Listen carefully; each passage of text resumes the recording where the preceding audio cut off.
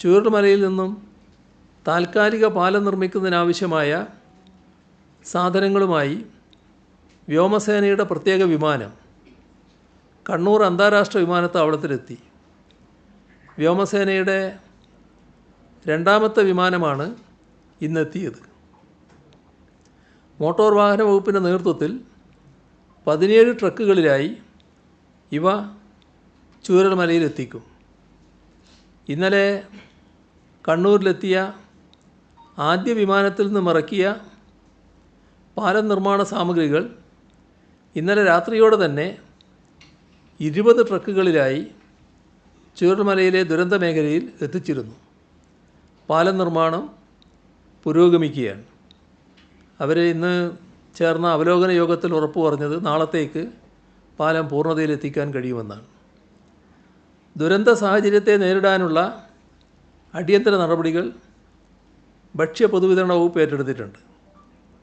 Relief ക്യാമ്പുകളിൽ ഭക്ഷ്യവസ്തുക്കളുടെ ലഭ്യത ഉറപ്പുവരുത്തുന്നതിനും petrol diesel പമ്പുകളിൽ ആവശ്യത്തിന് ഇന്ധന ലഭ്യത ഉറപ്പുവരുത്തുന്നതിനും ദുരന്ത മേഖലയിൽ മണ്ണെണ്ണയുടെ ലഭ്യത ഉറപ്പുവരുത്തുന്നതിനുമുള്ള നടപടി സ്വീകരിച്ചിട്ടുണ്ട്. മൊബൈൽ ടവറുകൾ, ജനറേറ്ററുകൾ ഇവ പ്രവർത്തിപ്പിക്കുന്നതിനുള്ള ഇന്ധന ലഭ്യത ഉറപ്പുവരുത്താൻ ഓയിൽ കമ്പനികൾക്ക് നിർദ്ദേശം നൽകിയിട്ടുണ്ട്. ദുരന്തബാധിത മേഖലയിൽ പ്രവർത്തനയോഗ്യമല്ലാതായ റേഷൻ കടകൾ അടിയന്തരമായി പുനഃസ്ഥാപിക്കും. ദുരന്തപ്രദേശത്ത് പ്രവർത്തിക്കുന്ന മേപ്പാടി, കൽപ്പറ്റ സൂപ്പർ മാർക്കറ്റുകളിലും കൽപ്പറ്റ ഡിപ്പോയുടെ കീഴിലുള്ള 13 ഔട്ട്ലെറ്റുകളിലും അവശ്യ സാധനങ്ങളിൽ ലഭ്യത ഉറപ്പുവരുത്തുന്നതിന് സപ്ലൈകോവിന് നിർദ്ദേശം നൽകിയിട്ടുണ്ട്. കാലാവസ്ഥാ വകുപ്പിൻ്റെ അറിയിപ്പെടുത്താൽ ഇന്നെവിടെയും റെഡ് അലേർട്ട് അറിയിച്ചിട്ടില്ല. വിവിധ ജില്ലകളിൽ കേന്ദ്ര കാലാവസ്ഥാ വകുപ്പ് ഓറഞ്ച്, മഞ്ഞ അലേർട്ടുകളാണ് പ്രഖ്യാപിച്ചിട്ടുള്ളത്. മലപ്പുറം, കോഴിക്കോട്, വയനാട്, കണ്ണൂർ, കാസർഗോഡ് ഇത്രയും ജില്ലകളിൽ ഇന്ന് കേന്ദ്ര കാലാവസ്ഥാ വകുപ്പ് ഓറഞ്ച് അലേർട്ട് പ്രഖ്യാപിച്ചിരിക്കുന്നു.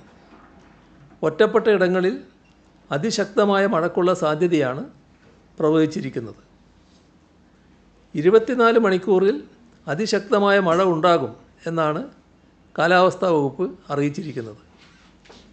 പത്തനംതിട്ട, ആലപ്പുഴ, കോട്ടയം, ഇടുക്കി, എറണാകുളം, തൃശ്ശൂർ, പാലക്കാട് ഇത്രയും ജില്ലകളിൽ ഇന്നും, മലപ്പുറം, കോഴിക്കോട്, വയനാട്, കണ്ണൂർ, കാസർഗോഡ് ജില്ലകളിൽ നാളെയും, കോഴിക്കോട്, വയനാട്, കണ്ണൂർ, കാസർഗോഡ് എന്നീ ജില്ലകളിൽ മറ്റന്നാളും കേന്ദ്ര കാലാവസ്ഥാ വകുപ്പ് മഞ്ഞ അലേർട്ട് പ്രഖ്യാപിച്ചിരിക്കുന്നു. ഒറ്റപ്പെട്ട ശക്തമായ മഴയ്ക്കുള്ള സാധ്യതയാണ് പ്രവചിച്ചിരിക്കുന്നത്. അതിതീവ്ര മഴ അപകടങ്ങൾ സൃഷ്ടിക്കും. കുറഞ്ഞ സമയം കൊണ്ട് വലിയ മഴയുണ്ടാകുന്ന രീതിയാണ് പ്രതീക്ഷിക്കുന്നത്. അത് മലവെള്ളപ്പാച്ചിലും മിന്നൽ പ്രളയങ്ങളും സൃഷ്ടിച്ചേക്കാം. നഗരപ്രദേശങ്ങളിലും പൊതുവെ താഴ്ന്ന പ്രദേശങ്ങളിലും വെള്ളക്കെട്ട് രൂപപ്പെടാനും സാധ്യതയുണ്ട്. മഴ തുടരുന്ന സാഹചര്യം മണ്ണിടിച്ചിലും ഉരുൾപൊട്ടലും സൃഷ്ടിച്ചേക്കാം. പൊതുജനങ്ങളും സർക്കാർ സംവിധാനങ്ങളും അതീവ ജാഗ്രത പാലിക്കേണ്ടതുണ്ട്. കഴിഞ്ഞ ദിവസം സൂചിപ്പിച്ചതുപോലെ നാടിനെ പുനർനിർമ്മിക്കേണ്ടത് നമ്മുടെ ഓരോരുത്തരുടെയും ഉത്തരവാദിത്വമാണ്, കടമയാണ്. മക്കളെ നഷ്ടപ്പെട്ട അച്ഛനമ്മമാർ, അച്ഛനമ്മമാർ നഷ്ടപ്പെട്ട കുഞ്ഞുങ്ങൾ, അങ്ങനെ ആരോരുമില്ലാതായി ഒരു രാത്രി കൊണ്ട് ഒറ്റപ്പെട്ടു പോയ മനുഷ്യർ ഇനി എങ്ങനെ മുൻപോട്ട് ജീവിതം നയിക്കും എന്ന് ചിന്തിച്ച് വിറങ്ങലിച്ച് നിൽക്കുന്നവരാണ് ഏറെയും. അവരെ ജീവിതത്തിലേക്ക് തിരിച്ചു കൊണ്ടുവരാനും നാടിനെ പുനർനിർമ്മിക്കാനും നാം ഒന്നിച്ച് ഇറങ്ങേണ്ടതുണ്ട്.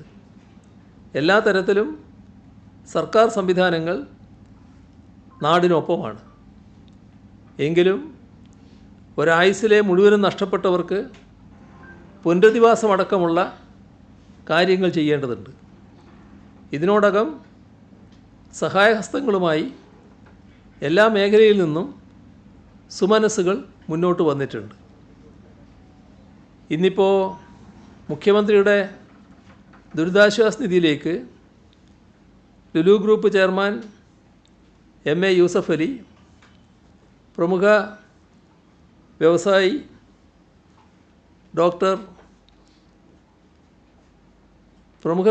രവിപിള്ള, കല്യാൺ ജ്വല്ലേഴ്സ് ഉടമ കല്യാൺ രാമൻ, ഇവരെല്ലാം 5 കോടി രൂപ വീതം ധനസഹായം പ്രഖ്യാപിച്ചിട്ടുണ്ട്. വിഴിഞ്ഞം പോർട്ട് അദാനി ഗ്രൂപ്പും 5 കോടി രൂപ സഹായ വാഗ്ദാനം നൽകിയിട്ടുണ്ട്.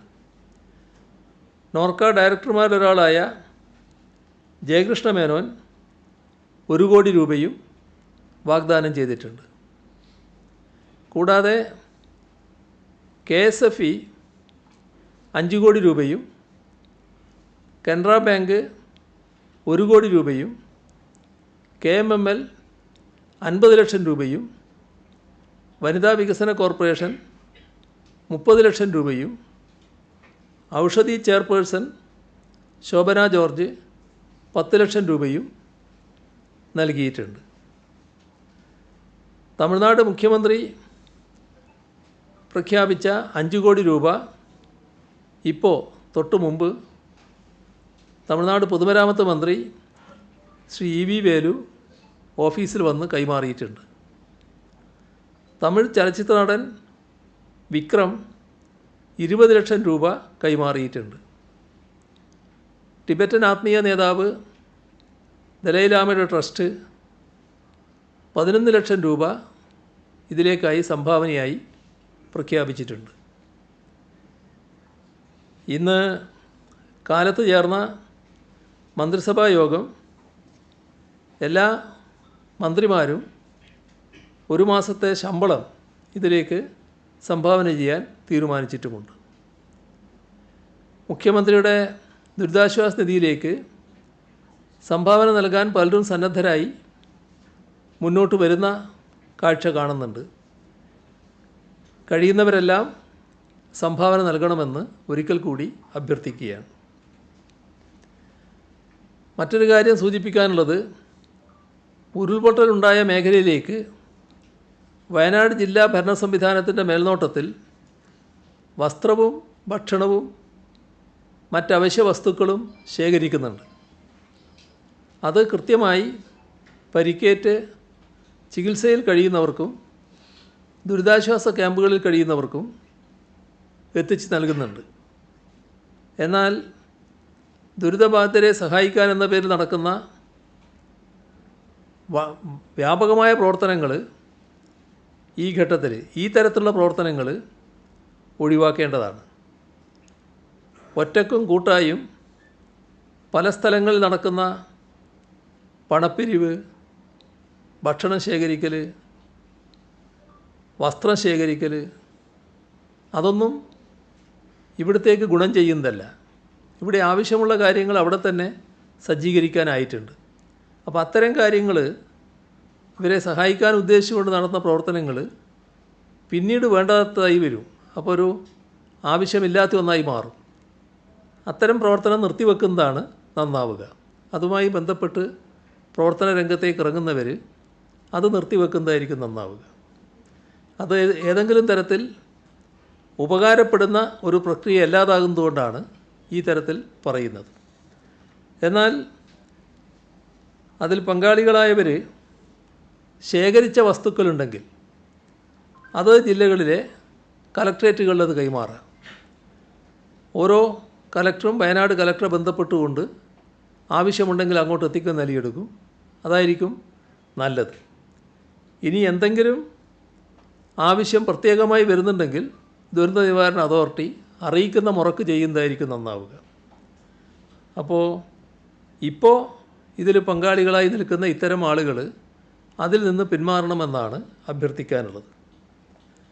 മുഖ്യമന്ത്രിയുടെ ദുരിതാശ്വാസ നിധിയിലേക്ക് ഈ ഘട്ടത്തിൽ എല്ലാവരും സംഭാവന ചെയ്യാൻ ഒരിക്കൽ കൂടി തയ്യാറായി മുന്നോട്ട് വരണമെന്നാണ് പൊതുവെ അഭ്യർത്ഥിക്കാനുള്ളത്. ഇതാണ് ഇന്ന് പങ്കുവെക്കാനുള്ള വിവരങ്ങൾ.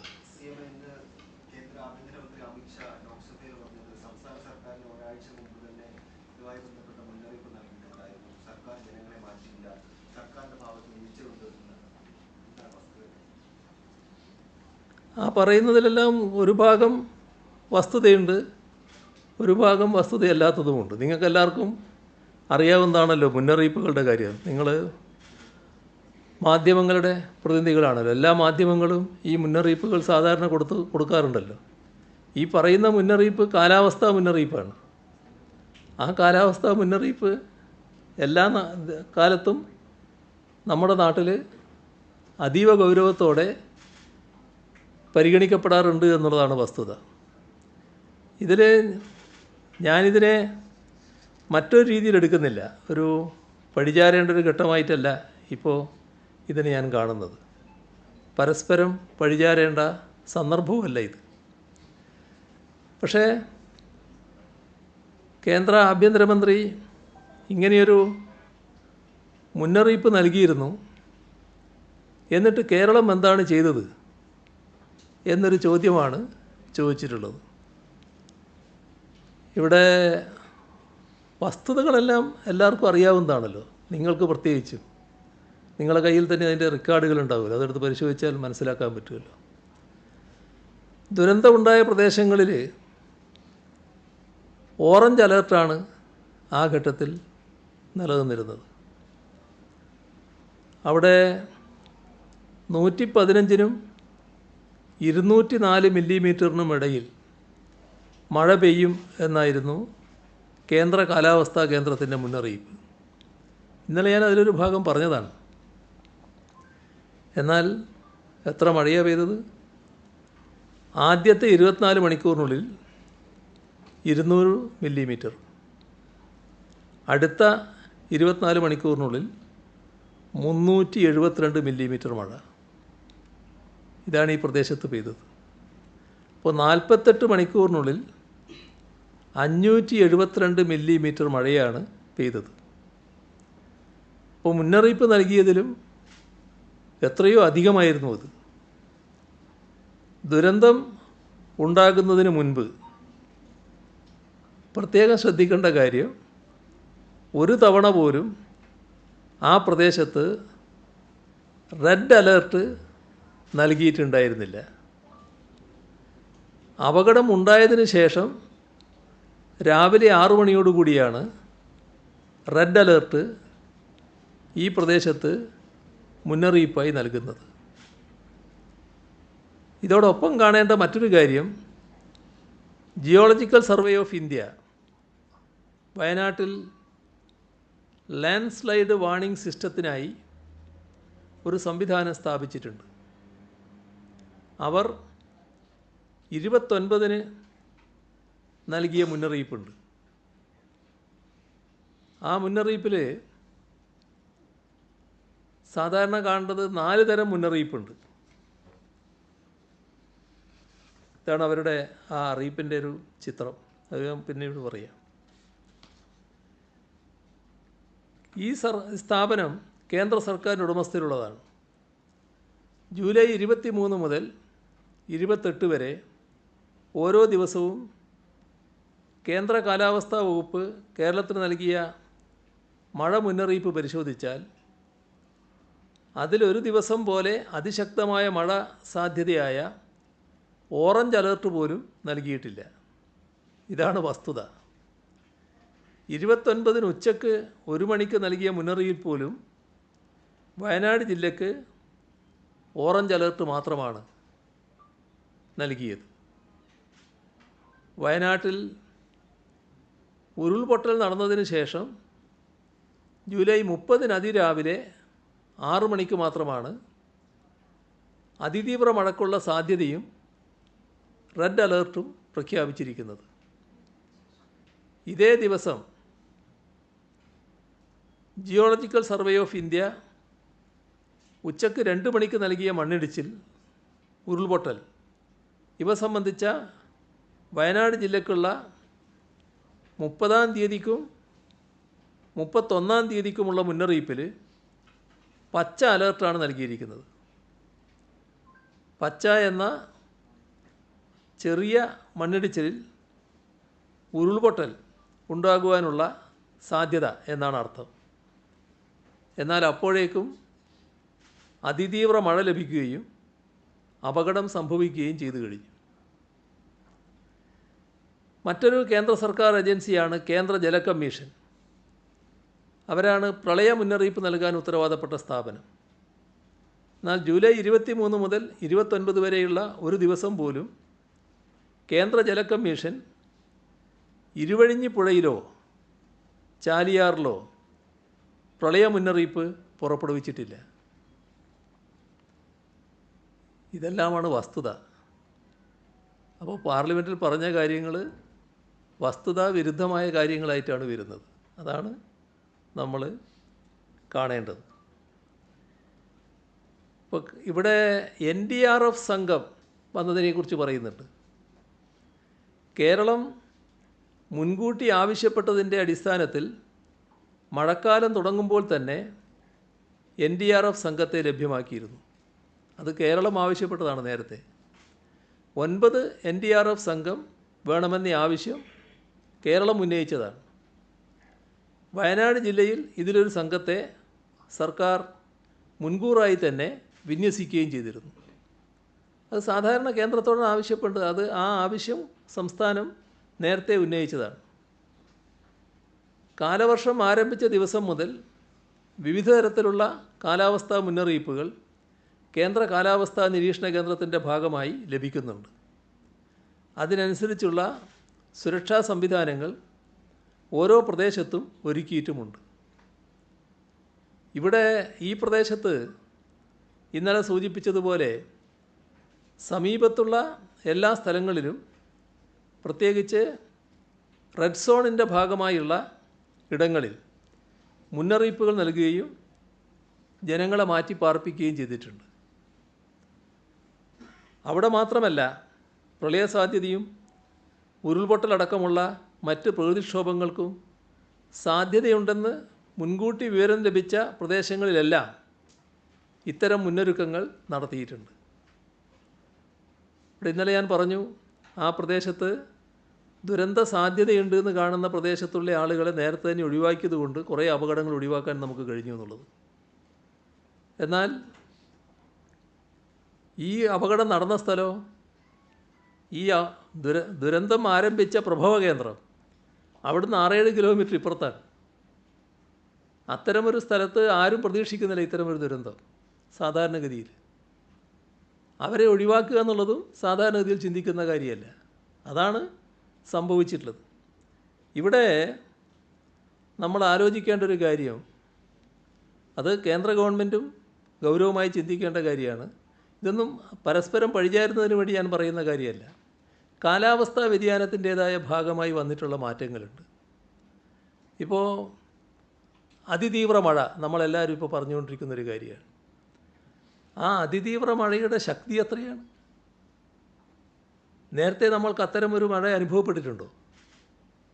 അത്രയും കനത്ത മഴയല്ലേ ഓരോ ഘട്ടത്തിലും കിട്ടുന്നത്. അപ്പോൾ കാലാവസ്ഥാ വ്യതിയാനത്തിൻ്റെ ഭാഗമായി വരുന്ന മാറ്റങ്ങൾ, ആ മാറ്റങ്ങൾ പൂർണ്ണമായി ഉൾക്കൊള്ളാനും അതിനെ പ്രതിരോധിക്കാനുമുള്ള നടപടികളിലേക്ക് നമ്മൾ കടക്കണ്ടേ?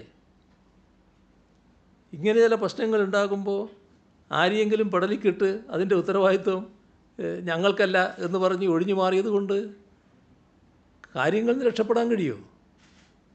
ഇതാണിതിൽ നമ്മൾ ആലോചിക്കേണ്ട കാര്യം. കേന്ദ്ര ഗവൺമെൻറ്റും ഗൗരവമായി ആലോചിക്കേണ്ടതാണ്. കാലാവസ്ഥാ വ്യതിയാനത്തിൻ്റെ ഭാഗമായി വന്നുകൊണ്ടിരിക്കുന്ന ദുരന്തങ്ങൾ, അത് പ്രതിരോധിക്കുന്നതിനാവശ്യമായ ഫലപ്രദമായ നടപടികളിലേക്കാണ് കടക്കേണ്ടത്.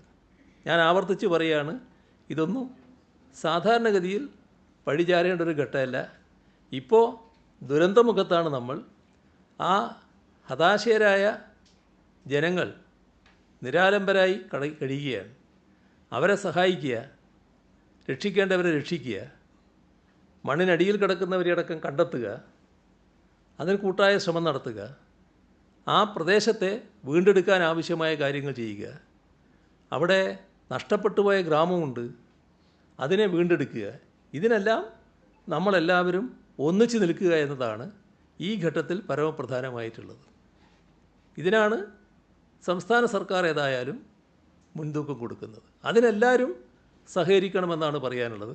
നാളെ 11:30 മണിക്ക് വയനാട്ടിലെ കലക്ട്രേറ്റിൽ അവിടെയുള്ള സർവകക്ഷികളുടെ യോഗവും ഇത്തരം കാര്യങ്ങൾ ചർച്ച ചെയ്യുന്നതിന് വേണ്ടി ചേരുന്നുമുണ്ട്.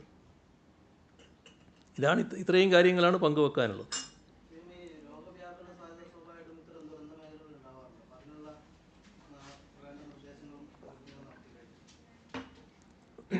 അവിടെ നമ്മുടെ ആരോഗ്യ ടീം വളരെ സജ്ജമായി പ്രവർത്തിച്ചുകൊണ്ടിരിക്കുകയാണ്.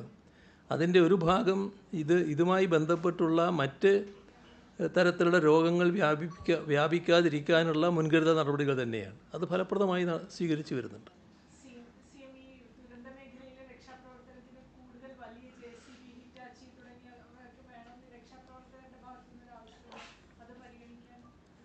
രക്ഷാപ്രവർത്തകരുമായി ബന്ധപ്പെട്ടുകൊണ്ടുള്ള കാര്യങ്ങൾ നല്ല ഏകോപിതമായിട്ട് തന്നെ അവിടെ നീങ്ങിക്കൊണ്ടിരിക്കുകയാണ്. നല്ല തരത്തിലുള്ള നമ്മുടെ വിദഗ്ധ സംഘങ്ങളാണ് അവിടെയുള്ളത്. ആ വിദഗ്ധ സംഘത്തിൻ്റെ ആവശ്യങ്ങൾക്കനുസരിച്ച് കാര്യങ്ങൾ നിർവഹിച്ചു പോവുകയാണ്.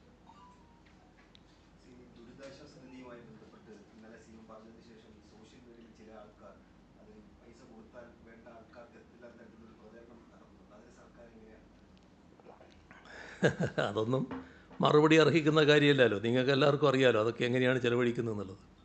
ദുരിതാശ്വാസ നിധി എന്ന് പറയുന്നത് നമ്മുടെ നാടിൻ്റെ ദുരിതം അനുഭവിക്കുന്നവർക്ക് ചെലവഴിക്കാനുള്ള നിധി തന്നെയാണ്. അത് ആ നിലക്ക് തന്നെയാണ് ചെലവഴിക്കപ്പെടുക. അതിനകത്ത് ഒരു തരത്തിലുള്ള ക്രമക്കേടുകളും ഉണ്ടാകില്ല എന്നുള്ളതാണ് വസ്തുത.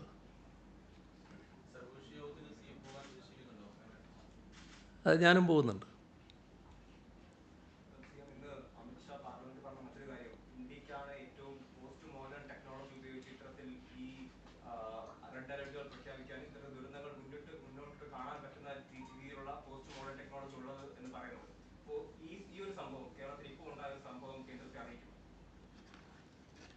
ഇതാണ് ഞാൻ പറഞ്ഞ ആ ചിത്രം.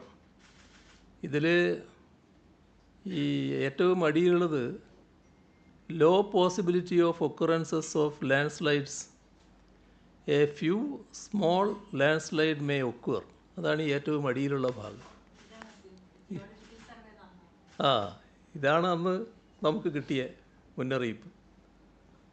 ഇതൊന്നും കുറ്റപ്പെടുത്താൻ ഞാൻ പറയുന്നില്ല കേട്ടോ. നമ്മളാണ് ഭയങ്കര കേവന്മാർ എന്ന് പറയുമ്പോൾ ഇങ്ങനെയൊരു സംഭവം നമുക്ക് പറ്റിയിട്ടുണ്ട് എന്ന് അവർ മനസ്സിലാക്കുക എന്നുള്ളത് മാത്രമേ ഉള്ളൂ. അവരെ കുറ്റപ്പെടുത്താൻ പറയുന്ന കാര്യമല്ല.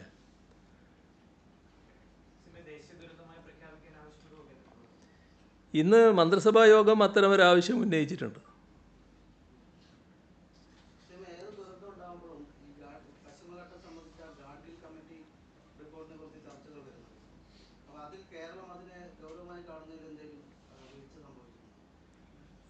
ഏതിനെ പറ്റിയ? ഗാഡ്ഗിൽ റിപ്പോർട്ട് എല്ലാ കാലത്തും ചിലരിങ്ങനെ ഉന്നയിച്ചു കൊണ്ടിരിക്കുന്നൊരു കാര്യമാണെന്ന് മാത്രമേ നാം കാണേണ്ടതായിട്ടുള്ളൂ. ഇപ്പോൾ പ്രളയം വന്നപ്പോൾ പറഞ്ഞു ഗാഡ്ഗിൽ കമ്മിറ്റി റിപ്പോർട്ട് നടപ്പിലാക്കിയിരുന്നില്ലെങ്കിൽ പ്രളയം വരില്ലായിരുന്നു. അങ്ങനെ എല്ലാ കാലത്തും ഇതിങ്ങനെ പ്രചരിപ്പിച്ചുകൊണ്ടിരിക്കുന്ന ഒരു കാര്യം നാം കാണുന്നുണ്ട്. ഇപ്പോൾ അതിതീവ്ര മഴ നമ്മളിവിടെ മാത്രമല്ലല്ലോ, പലയിടത്തും ഉണ്ടായിക്കൊണ്ടിരിക്കുകയല്ലേ. അപ്പോൾ കാലാവസ്ഥാ വ്യതിയാനത്തിൻ്റെ ഭാഗമായി സംഭവിച്ചുകൊണ്ടിരിക്കുന്ന കാര്യം അതിനെ ഗൗരവമായി കാണാൻ നമുക്ക് കഴിയേണ്ടതായിട്ടുണ്ട്. ഇപ്പോൾ ഓരോ ദിവസവും വർദ്ധിച്ചുകൊണ്ടിരിക്കുന്ന കാർബൺ ബഹിർഗമനം, അതിൻ്റെ ഭാഗമായി വരുന്ന ആഗോള താപനം, ഇത് എല്ലാം ഉണ്ടാക്കുന്ന പ്രശ്നങ്ങളുണ്ട്. അതിൻ്റെയൊന്നും മറ്റു കാര്യങ്ങളിലേക്ക് ഇപ്പം ഞാൻ വിശദമായി കടക്കുന്നില്ല. അതൊന്നും പറയാനുള്ള സമയമല്ല ഇത്. അപ്പോൾ ദുരന്തമുഖത്ത് ശരിയല്ലാത്ത പ്രചരണങ്ങൾ നടത്തരുതെന്ന് മാത്രമേ എനിക്ക് അഭ്യർത്ഥിക്കാനുള്ളൂ.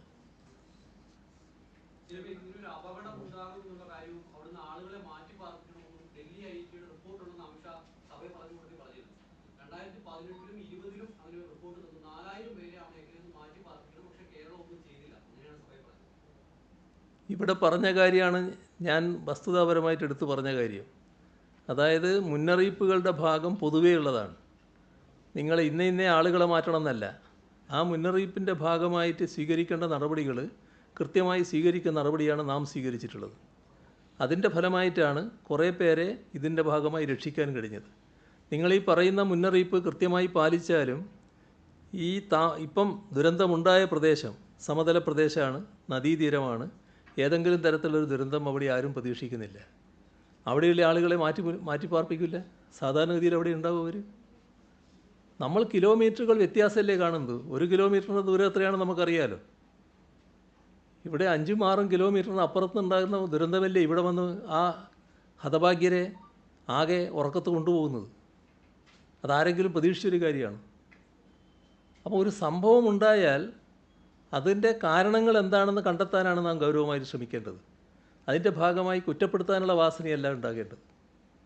ഇതാണ് ഈ ഘട്ടത്തിൽ ചെയ്യേണ്ട കാര്യം. ഇനി അവരെ എങ്ങനെയൊക്കെ രക്ഷിക്കാം,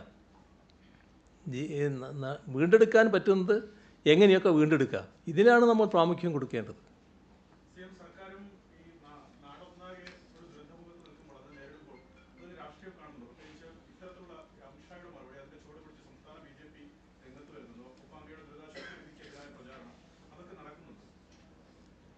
അങ്ങനെ നമ്മൾ കാണേണ്ടതായിട്ടില്ല. ഇത്തരമൊരു കാര്യത്തെ സാധാരണഗതിയിൽ ഒരു കക്ഷിക്കും എതിർക്കാൻ കഴിയില്ല. ഇത് നാടിൻ്റെ ഒരു പൊതുവായ പ്രശ്നമാണ്. നമ്മൾ ഈ പ്രദേശത്തുള്ളവർ എല്ലാവരും ഏതെങ്കിലും തരത്തിൽ നമ്മുടെ നാടിന് വേണ്ടാത്തവരാണോ? നമ്മുടെ നാടിന് ഏറ്റവും വേണ്ടപ്പെട്ടവരല്ലേ. അപ്പോൾ അവർ അപകടത്തിൽപ്പെട്ടിരിക്കുന്നു. ആ അപകടത്തിൽപ്പെട്ടവരെ എങ്ങനെയൊക്കെ സഹായിക്കാം, എങ്ങനെ അതിൻ്റെ കൂടെ നിൽക്കാം, അതാണല്ലോ ഏത് രാഷ്ട്രീയ പാർട്ടിയും ചിന്തിക്കുക. എവിടെയും ചില ആളുകൾ തെറ്റായ പ്രചരണങ്ങൾ നടത്തുന്നവരുണ്ടാകും. ആ തെറ്റായ പ്രചരണം നടത്തുന്നവരെ പൊതുവൽക്കരിക്കരുത്. അത് ഒറ്റപ്പെട്ടതാണെന്ന് കാണണം. അതിൻ്റെ കൂടെയാണ് മറ്റെല്ലാവരും എന്ന് നമ്മൾ ചിന്തിക്കരുത്. അത് നമ്മുടെ സമൂഹത്തിൻ്റെ ഒരു പ്രത്യേകതയാണ്. ചില കാര്യങ്ങളിൽ നിഷേധാത്മകമായ നിലപാട് സ്വീകരിക്കും. ആ നിഷേധാത്മകമായ നിലപാട് കൊണ്ട് നമ്മുടെ ആരോഗ്യകരമായ കാര്യങ്ങളാകെ നമ്മൾ കാണാതിരിക്കരുത്. കേരളം എന്ന് പറയുന്നത് ഏറ്റവും ആരോഗ്യകരമായി ചിന്തിക്കുന്നൊരു സമൂഹമാണ്. അങ്ങനെയൊരു സംസ്കാര സമ്പന്നരായ ജനതയാണ് നമ്മുടെ ജനങ്ങൾ. ആ ജനങ്ങൾ ആകെ ഒറ്റക്കെട്ടായി ഇതിൽ അണിനിരക്കുമെന്ന് തന്നെയാണ് ഞാൻ പ്രതീക്ഷിക്കുന്നത്.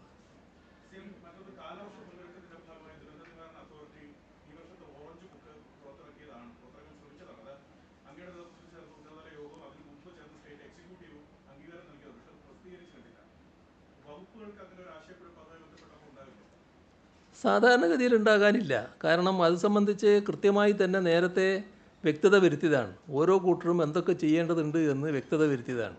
എന്താണ് നിങ്ങൾ ഈ പറയുന്ന പ്രശ്നമെന്ന് പ്രത്യേകമായി നോക്കിയാലേ പറയാൻ പറ്റും.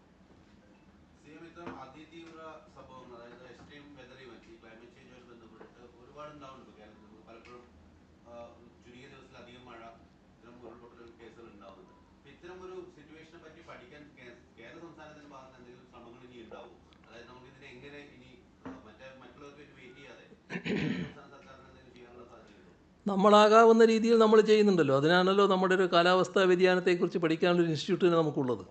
അത് നമ്മൾ ചെയ്യുന്നുണ്ട്. പക്ഷേ നമ്മൾ ചെയ്യുന്നത് ഒരു ചെറിയൊരു ഭാഗം മാത്രമേ ആകൂ. ഇത് നമ്മൾ മാത്രം നേരിടുന്നൊരു പ്രശ്നമല്ല, രാജ്യവും ലോകവും നേരിടുന്ന പ്രശ്നമാണ്. അപ്പോൾ ലോകം നേരിടുന്ന പ്രശ്നം, അതിൻ്റെ ഭാഗമായി രാജ്യത്തിന് എന്തൊക്കെ ചെയ്യാൻ കഴിയുമെന്നുള്ളത് ഗൗരവമായി ചിന്തിക്കണം. ഇപ്പോൾ രാജ്യത്തിൻ്റെ വിവിധ ഭാഗങ്ങളിൽ ഈ അതിതീവ്ര മഴ പല ഘട്ടങ്ങളിൽ ഉണ്ടായത് നമ്മൾ കണ്ടില്ലേ. പലതരത്തിലുള്ള ദുരന്തങ്ങൾ നമ്മൾ സാക്ഷ്യം വഹിച്ചില്ലേ. അപ്പോൾ അതിൻ്റെ എല്ലാം ഭാഗമായി എന്തൊക്കെ നമ്മൾ പ്രതിരോധ നടപടികൾ സ്വീകരിക്കണം, അതൊക്കെ പ്രത്യേകം ചർച്ച ചെയ്യണം.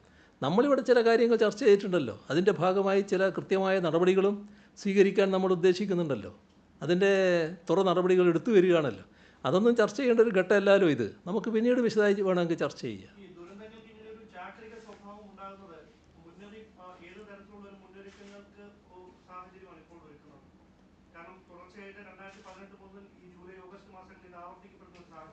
അല്ല, 2018 ലോകത്ത് നമ്മുടെ നൂറ്റാണ്ടിലെ ഏറ്റവും വലിയ പ്രളയമാണല്ലോ. ഒരു നൂറ്റാണ്ടിന് മുൻപുണ്ടായ പ്രളയം വീണ്ടും ആവർത്തിക്കുന്നൊരവസ്ഥയാണ് അതുണ്ടായത്. അത് നമ്മളാരും പ്രതീക്ഷിക്കുന്ന ഒന്നല്ല. പക്ഷേ തൊട്ടു പിന്നാലെ 19 അതിരൂക്ഷമായ കാലവർഷക്കെടുതിയും ഉണ്ടായി. അതിൻ്റെ തുടർച്ചയായി ഈ പറയുന്ന ഒട്ടേറെ സംഭവങ്ങൾ രാജ്യത്തിൻ്റെ പല ഭാഗങ്ങളിലുണ്ടായി. നമ്മുടെ സംസ്ഥാനത്തും ഇപ്പോൾ ചില അതിതീവ്ര മഴയും മറ്റു കാര്യങ്ങളും ഉണ്ടായി. ഇതിൻ്റെയൊക്കെ ഭാഗമായുള്ള കരുതൽ നടപടികൾ നമ്മൾ സ്വീകരിച്ചു പോകേണ്ടതായിട്ടുണ്ട്. നമ്മൾ ചെയ്യേണ്ട കാര്യങ്ങൾ നമ്മൾ ചെയ്യുകയും അതേസമയം നമ്മൾ മാത്രം ചെയ്താൽ പരിഹാരമാകുന്ന പ്രശ്നമല്ല ഇത്. അതിൻ്റെ രാജ്യത്തിൻ്റെ പങ്ക് അതിൻ്റെതായ രീതിയിൽ നിർവഹിക്കുകയും ചെയ്യുക എന്നതാണ് ഏറ്റവും പ്രധാനം. അതിലാണ് നമ്മൾ ഊന്നുന്നത്. അപ്പോൾ